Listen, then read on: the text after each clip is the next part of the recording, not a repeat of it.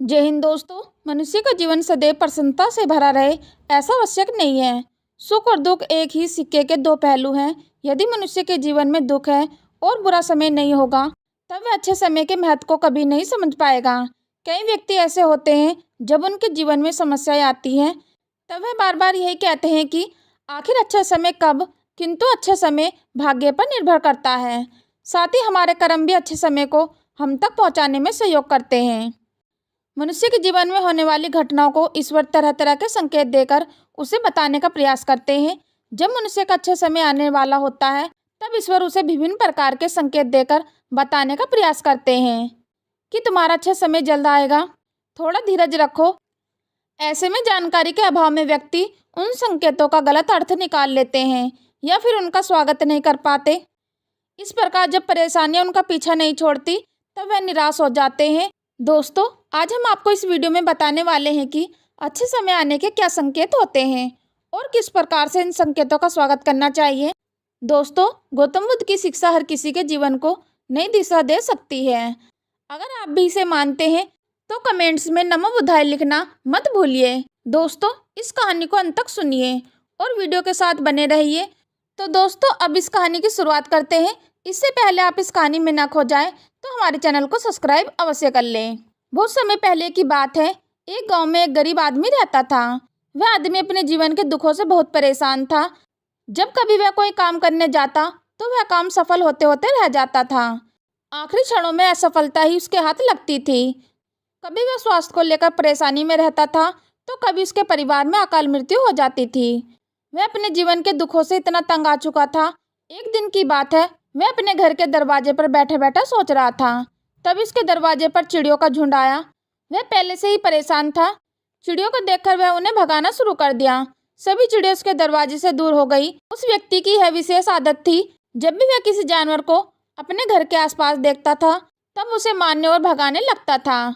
साधु संतों को देखकर वह कभी भी उन्हें प्रणाम नहीं करता था, बल्कि मुंह फेर कर वहां से चला जाता था। आखिरकार लगातार परेशानी झेलते हुए जब उसकी हिम्मत टूट गई तब एक दिन उसने निर्णय ले लिया कि अब वह इस जीवन को समाप्त कर देगा। वह अपना घर छोड़कर गांव से बाहर चला गया और नदी को देखते ही उसमें छलांग लगा दी। लेकिन यह क्या, दो सन्यासियों ने उसे नदी के पानी से बाहर निकाल दिया। दरअसल जब वह नदी में छलांग लगा रहा था वहां पर एक सन्यासी और उसके दो शिष्य बैठे हुए थे। उस व्यक्ति को नदी में छलांग लगाते हुए देखकर सन्यासी ने अपने शिष्यों को आदेश दिया और उस व्यक्ति को पानी से बाहर निकाला गया। पानी के बाहर आते ही वह व्यक्ति सन्यासी के ऊपर चिल्लाता। उसने कहा कि आपने मेरी जान क्यों बचाई? मैं जीवित नहीं रहना चाहता हूँ, मुझे मरना ही होगा। सन्यासी ने उसे समझाते हुए कहा कि यह जीवन बहुत ही मूल्यवान है, तुम इसे इस प्रकार क्यों व्यर्थ कर रहे हो? आखिरकार जब समय पूरा हो जाएगा तब तुम्हें यह धरती छोड़कर जाना ही है। उस व्यक्ति ने कहा कि मैं अपने जीवन की परेशानियों से तंग आ गया हूँ। मुझे समझ में नहीं आता कि मेरा अच्छा समय कब शुरू होगा। मेरे जीवन में सब कुछ बुरा होता है। मैं लाख प्रयत्न करता हूँ फिर भी सफलता नहीं मिलती। सन्यासी ने कहा कि मैं तुम्हारी सहायता करूँगा। तुम सबसे पहले आत्महत्या करने का विचार अपने दिमाग से निकाल दो, क्योंकि यह सबसे बड़ा पाप है। जो व्यक्ति आत्महत्या करते हैं उन्हें कभी मुक्ति नहीं मिलती। तुम्हें क्या लगता है तुम आत्महत्या कर लोगे तो तुम्हारी परेशानी खत्म हो जाएगी? कभी नहीं, बल्कि आत्महत्या से तुम कायर सिद्ध होते हो। उस व्यक्ति ने कहा कि हे सन्यासी, आप बहुत ज्ञानी हैं, कृपया करके मुझे कोई मार्ग बताइए। मुझे यह बताइए कि मेरा अच्छा समय कब आएगा और इसके संकेत क्या क्या हैं। सन्यासी ने कहा कि मैं तुम्हारी सहायता अवश्य करूँगा, किंतु उससे पहले तुम्हें मेरा कार्य करना होगा। मैं तुम्हें जैसा जैसा कहता हूँ तुम्हें मेरी बात माननी होगी। उस व्यक्ति ने कहा कि आप जो भी कहेंगे मुझे सब मान्य है। आप यह बताइए कि मेरे जीवन में अच्छा समय कब आएगा और उसके संकेत क्या हैं। सन्यासी ने कहा कि पहले मेरी बात सुन लो। व्यक्ति ने कहा ठीक है, मुझे बताइए। सन्यासी ने कहा कि यदि तुम चाहते हो तुम्हारा अच्छा समय जल्दी आए तो प्रतिदिन चिड़ियों को दाना डालना। उस व्यक्ति ने मुंह बनाते हुए कहा, यह किस प्रकार का कार्य है? मुझे तो चिड़िया पसंद नहीं। यदि वे मेरे द्वार पर आए तो मैं उन्हें भगा देता हूँ। तब सन्यासी ने कहा कि तुम अच्छे समय के संकेत का स्वागत इस प्रकार करते हो। वह व्यक्ति चौंक गया। उसने कहा कि चिड़ियों और अच्छे समय का क्या लेना देना। सन्यासी ने कहा कि जाओ पहले यह कार्य करके आओ। प्रतिदिन द्वार पर जो भी चिड़ियाएं उसे दाना डालना और 1 सप्ताह बाद मुझे यहीं पर मिलना। उस व्यक्ति के पास कोई और विकल्प नहीं था। उसने सन्यासी की बात मान ली और वह घर वापस चला गया। अब जब कभी उसके दरवाजे पर चिड़िया आती तो उन्हें दाना देने लगता। इस प्रकार लगभग 1 हफ्ते तक यह कार्य करने के बाद उसे लगा कि उसे कुछ अच्छे समाचार प्राप्त हो रहे हैं। शायद अब उसका जीवन बदलने वाला है। 1 हफ्ते बाद जब वह सन्यासी से मिला, उसने कहा कि उसने चिड़ियों को दाना देना शुरू किया। अब उसे कुछ अच्छे समाचार मिलने लगे। सन्यासी ने उस व्यक्ति को समझाते हुए कहा, कई बार व्यक्ति अपनी परेशानी और अपने गुस्से में अपने जीवन में आने वाले अच्छे संकेतों को सभी से दूर कर देते हैं। जीवन में कुछ ऐसी आकस्मिक बातें होती हैं जिनके प्रभाव से यह पता चलता है कि जीवन में अब अच्छा समय आने वाला है। उस व्यक्ति ने कहा कि अब आप मुझे बताइए कि अच्छे समय के क्या संकेत हैं। सन्यासी ने बताना शुरू किया। उन्होंने कहा कि पहला संकेत चिड़िया, गौरिया इत्यादि का दरबार पर आना। 1 सप्ताह तक चिड़ियों को दाना देने के बाद तुम्हें यह समझ आ गया होगा कि उनका हमारे जीवन में कितना महत्व है। दरअसल चिड़िया ईश्वर की प्रिय होती हैं। ये छोटे जीव बहुत ही निर्दोष होते हैं। जीवन में जब भी कुछ अच्छा होने वाला होता है तब ईश्वर उन्हें संदेश वाहक के रूप में मनुष्य के द्वार पर भेजते हैं। यदि मनुष्य उनका स्वागत अच्छे से करते हैं, उन्हें दाना पानी देते हैं, तब अच्छा समय जल्दी आता है। लेकिन यदि मनुष्य उनके साथ खराब व्यवहार करे तब अच्छा समय भी दूर चला जाता है। इसलिए हमेशा दरवाजे पर चिड़िया आए तो उसका स्वागत करना चाहिए। गाय का द्वार पर आना। गाय एक ऐसी जानवर है जो हमें दूध देती है। इस दूध को देवता अमृत समान मानते हैं। वेदों शास्त्रों में गाय की पूजा का भी विधान है। कहा जाता है कि जब भी घर में रोटी बनती है तो पहली रोटी गाय को समर्पित करनी चाहिए। जब कभी घर के आसपास गाय दिखाई दे तो उसे अच्छे संकेत मानते हुए रोटी अवश्य खिलानी चाहिए। गाय ईश्वर को प्रिय होती है। जो भी मन से गाय की सेवा करते हैं, ईश्वर उनके ऊपर प्रसन्न रहते हैं। गाय को कभी परेशान नहीं करना चाहिए, बल्कि उन्हें ईश्वर का संदेश वाहक मानकर सदैव उनके स्वागत करना चाहिए।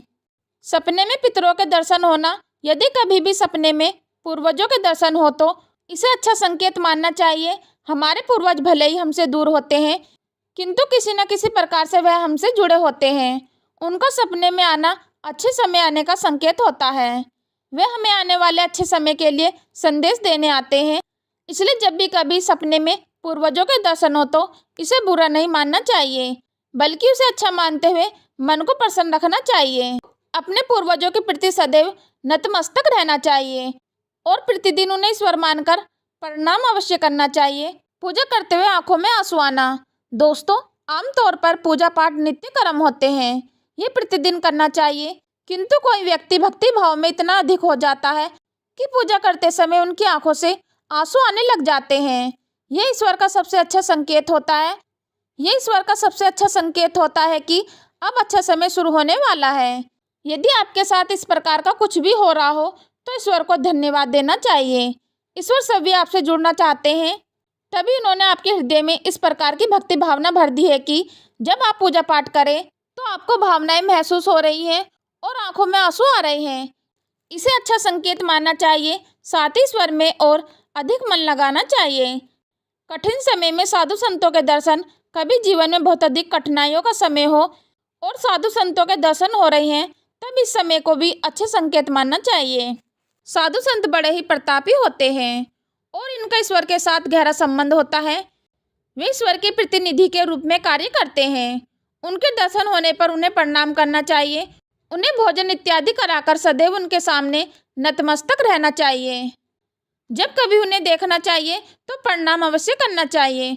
उनके प्रति विनम्रता अच्छे समय को जल्दी लेकर आती है। कठिन समय सदैव नहीं रहता और साधु संतों के दर्शन तो कठिन समय को दूर करने में सहायता करते हैं। इसलिए जब भी साधु संतों के दर्शन हो तो ईश्वर को धन्यवाद देते हुए उनका स्वागत करना चाहिए।